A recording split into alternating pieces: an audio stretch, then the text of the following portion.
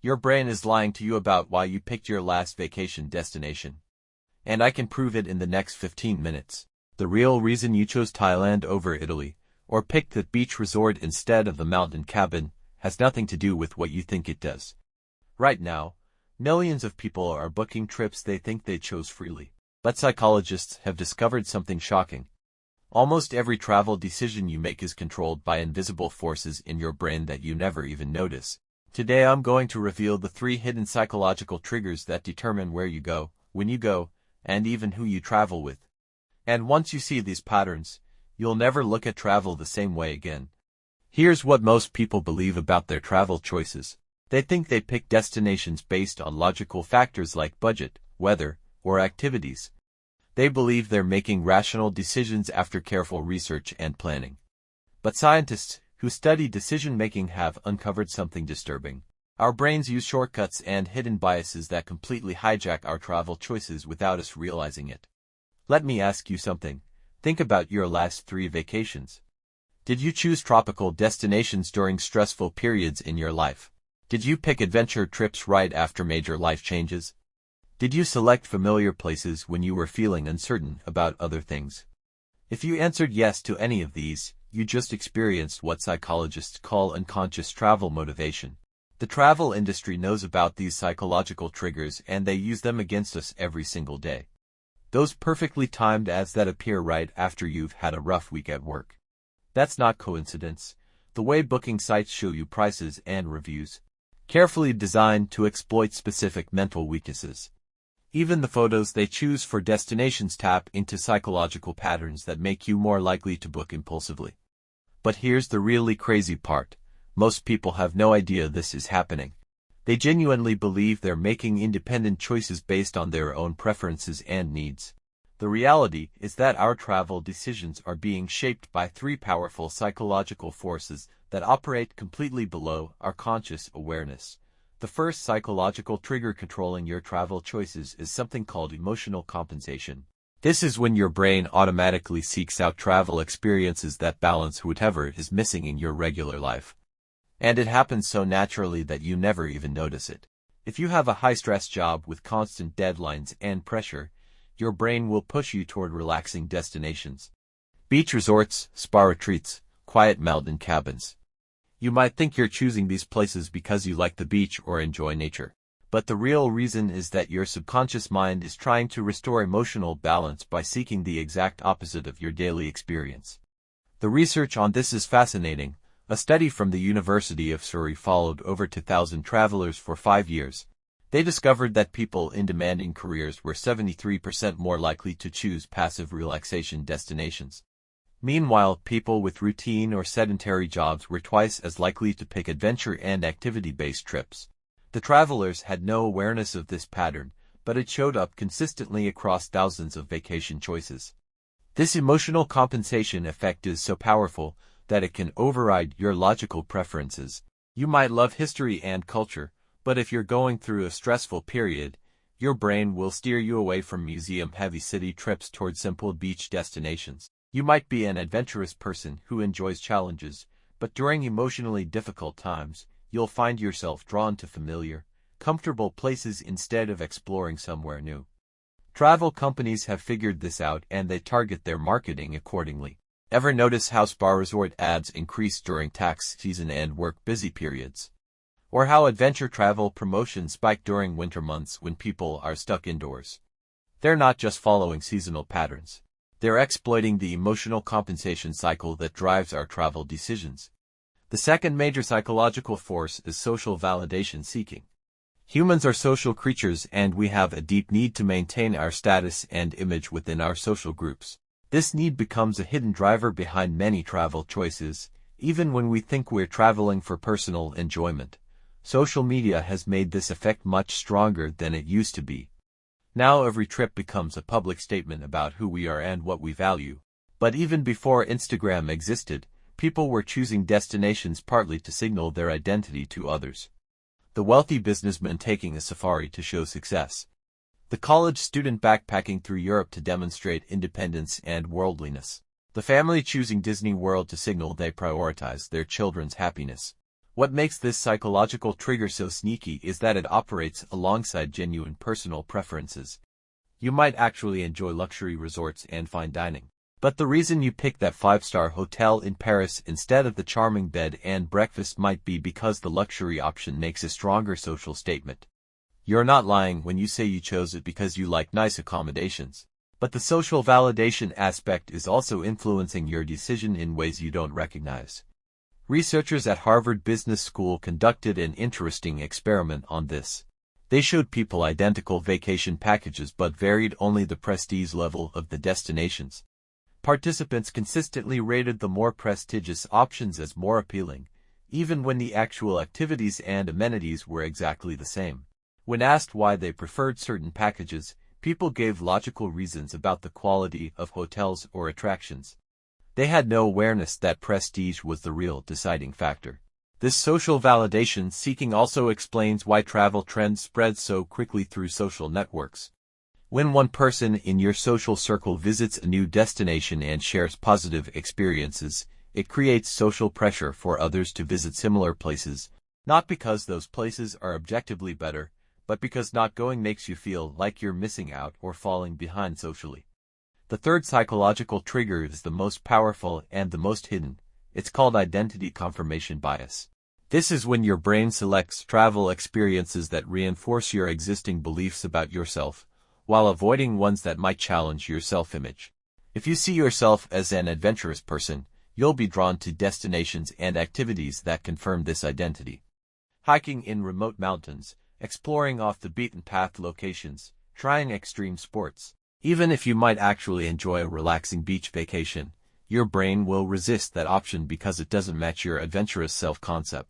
On the flip side, if you view yourself as someone who appreciates culture and sophistication, you'll consistently choose destinations that validate this identity. Art museums in major cities, wine regions in France, historical sites in Greece. You might skip amazing natural wonders or fun adventure activities, not because you wouldn't enjoy them, but because they don't reinforce your cultural identity. This identity confirmation bias is so strong that it can completely blind us to experiences we might love. A study from Stanford University found that people were significantly less likely to consider travel options that didn't match their self-image, even when those options included activities they had previously enjoyed in other contexts. The researchers called this identity-based filtering and found it affected travel decisions more than budget, time constraints, or even personal preferences. What's really interesting is how flexible our identities can be when it comes to travel. The same person might see themselves as adventurous in some contexts and comfort-seeking in others.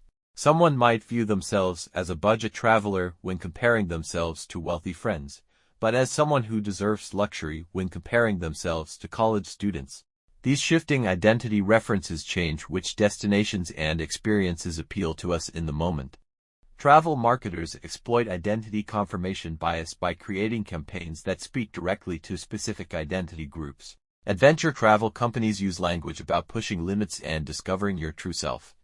Luxury travel brands focus on messages about deserving the best and rewarding your success. Cultural travel organizations emphasize expanding your mind and becoming a more interesting person. Each message is designed to appeal to a specific identity and make travel choices feel like natural extensions of who you are. But here's where it gets really mind-bending. These three psychological forces don't work independently.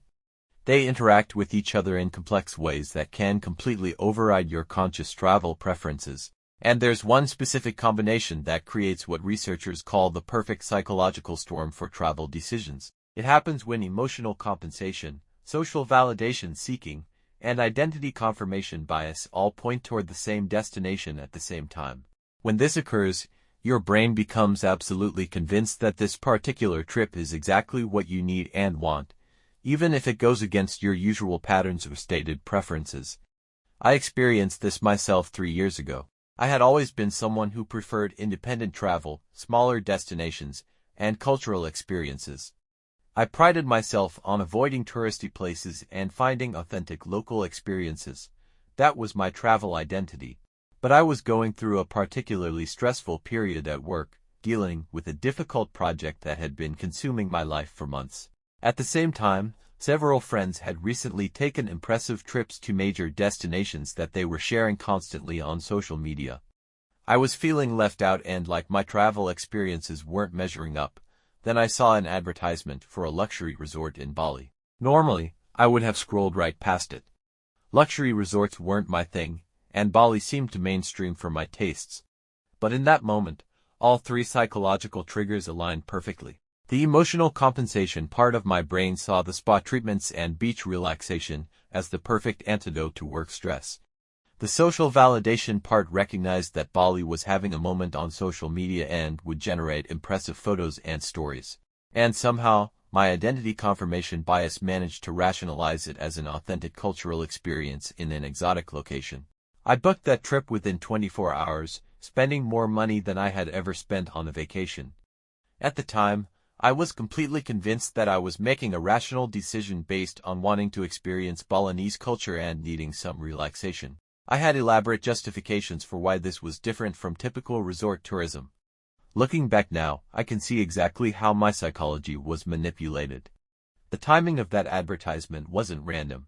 The marketing language was carefully crafted to appeal to all three of my psychological triggers simultaneously. The booking process was designed to minimize the time I had to think rationally about the decision.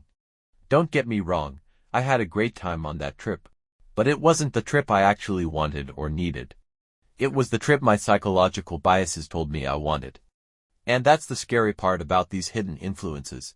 They can lead us to choices that aren't actually in our best interest, even when those choices feel completely natural and logical in the moment.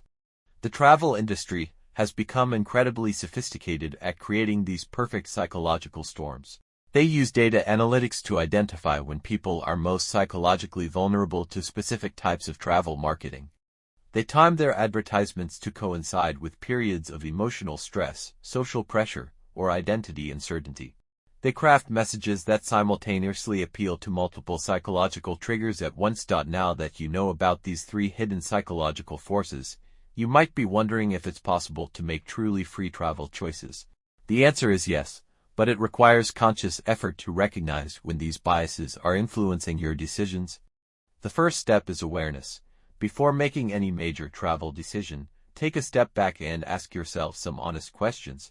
Am I choosing this destination to compensate for something that's missing in my regular life? Am I picking this trip partly because of how it will look to others?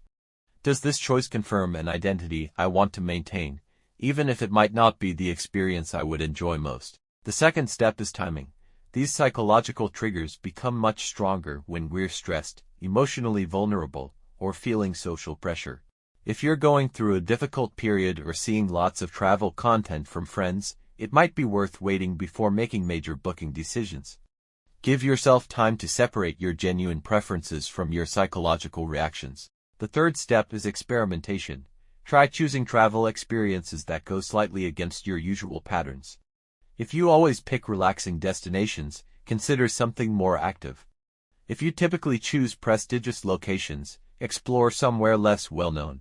These experiments can help you discover preferences you didn't know you had and reduce the power of identity confirmation bias. Understanding these psychological patterns doesn't mean you should never trust your travel instincts. Sometimes your subconscious mind picks up on things your rational brain misses. The goal is to make sure you're aware of all the factors influencing your choices, both conscious and unconscious. The travel industry will continue using these psychological triggers in their marketing because they work so effectively. But once you recognize the patterns, you become much less susceptible to their influence. You can still choose destinations that provide emotional balance, social validation, or identity confirmation. The difference is that you'll be making those choices deliberately rather than being manipulated into them. Your next vacation doesn't have to be controlled by hidden psychological forces. With awareness and a little practice, you can learn to recognize when your brain is being influenced by these biases and make travel decisions that truly reflect your conscious preferences and values. The power is in understanding that these influences exist and learning to work with them rather than being controlled by them. Subscribe for more travel secrets that control your daily decisions without you knowing.